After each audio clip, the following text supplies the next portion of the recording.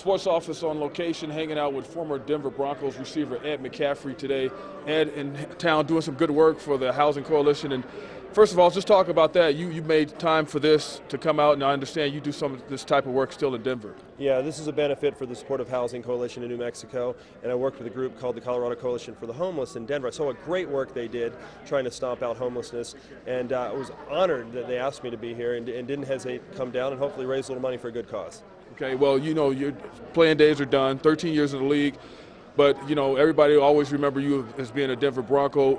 Do you like what you're seeing now with the team? You know, you got, I guess, a young team in some pieces and veterans in other pieces. Do you like what you're seeing with the team? I think the organization is headed in the right direction. I like John Elway as director of football operations. I think they brought the right guy in at the right time to coach this team. John Fox is a big believer in running the football and stopping the run and having a solid defense. He brought some great draft picks in Von Miller and Raheem Moore into the team, made some good acquisitions.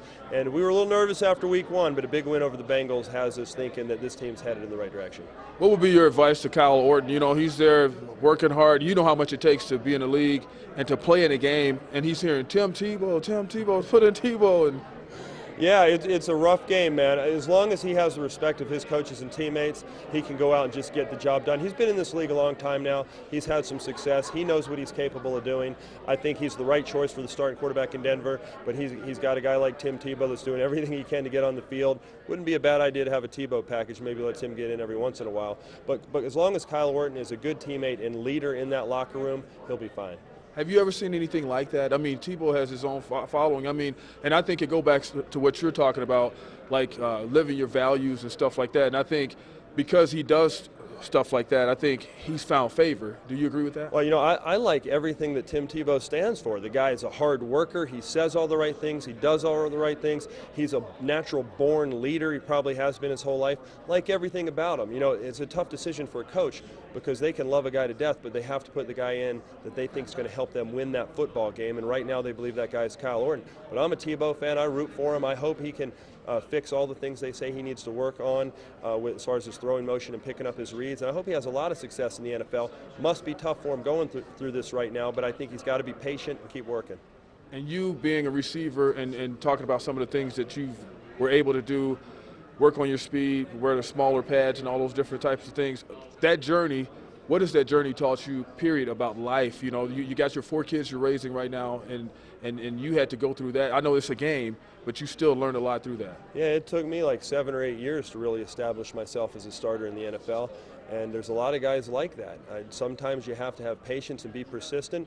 If this is truly what you want to do with your life, don't give up on your dream. Keep working at it, do everything you can to get better every day, and hopefully one day you'll get your opportunity and you'll get your chance and you'll show people what you can do. Could you feel the league changing as far as the players getting bigger and faster and stronger as you were getting older?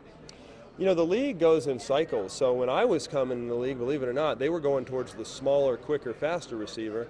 And then all of a sudden, as I played, I saw them, receivers like myself became in favor, bigger, stronger receivers that were good in the running game.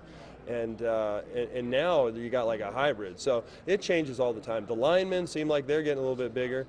But I'm not retired that long now. They were still pretty big when I played. I'm already putting dust on your career, man. Yeah, man. It's not that long ago, was it? And as far as you being a former Stanford Cardinal and looking at college football, all the shifting that's going on with the conferences, you playing for Stanford, you guys had your rivalries, and college football is changing so much. Some of the rivalries are going away because of all the conference shifting and stuff like that. What do you think of all that? I think it's sad that the rivalries are going away. I mean, you got guys who have been playing each other for 100 years that aren't going to be playing against each other, and it's awfully sad.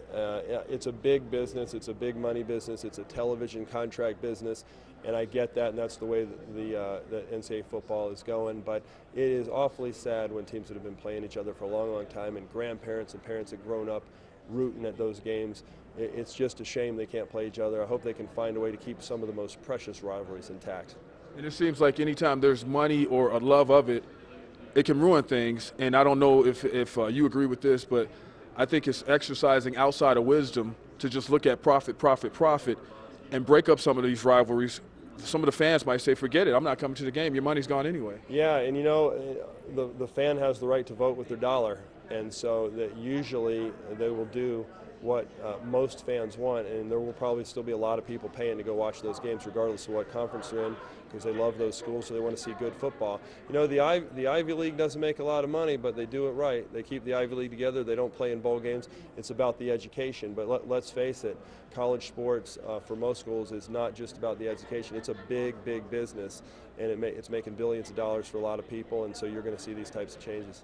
Would you? I know you're big on education. Would you support something like a AAA, almost like with baseball, where guys could play if they didn't want to go to school? Or do you think that that's a bad idea? If it was something outside of the NCAA where teams are playing football, because football drives the bus? Well, they're trying to do that. They have the UFL and leagues like that where guys can play that don't go to school. But I would encourage every kid to go to school. Too many kids leave school after a year or two or finish their football career in college without getting a degree. I think it's wrong, man. I don't care if you make it to the NFL, the average career is 3 years. You got the rest of your life to live. You need your education, you need your degree. So if anything, find ways to incentivize players to stay in school. And you're living that life, you know, you're done with football, making horseradish, man. What's that all about, huh? And mustard, man. Don't leave out the mustard. I'm the mustard king of Castle Rock, Colorado. Don't forget that. But, you know, that's something we did back in '97, '98. Had a lot of fun with it. And thank goodness there's a lot of great Broncos fans, and it's a pretty good product. It's still selling today. How did that come about? I mean, did you just wake up one day and say, I think I want to make mustard and horseradish? Well, I had a cereal. It was called, you know, Ed's End Zone O's, and it was kind of like a Cheerio. It wasn't quite as good as Cheerios, so it didn't last. But while we were doing it, they're like, let's try taste testing some mustards, come up with something good. We came up with a couple of real good flavors. But the cereal went away, and the mustard just has staying power, man. It is still around. It is still around. I'm very grateful for that. So I know what mustard and horseradish is in your house, right? Oh, we got 5 or 6 bottles at all times in the fridge. It lasts a pretty long time, but we go through it pretty quick, too. All right, Ed McCaffrey, thank you for what you do for the community. Thank you for your career as a Denver Bronco.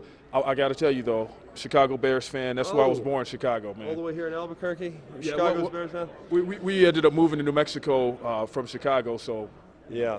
Well, are they on the Broncos schedule this year? I think they are, aren't they? Oh, you like the. All right, we'll watch it. We'll watch it at your house. All right. Thank you so much. Thank you. And then we'll see you guys next time.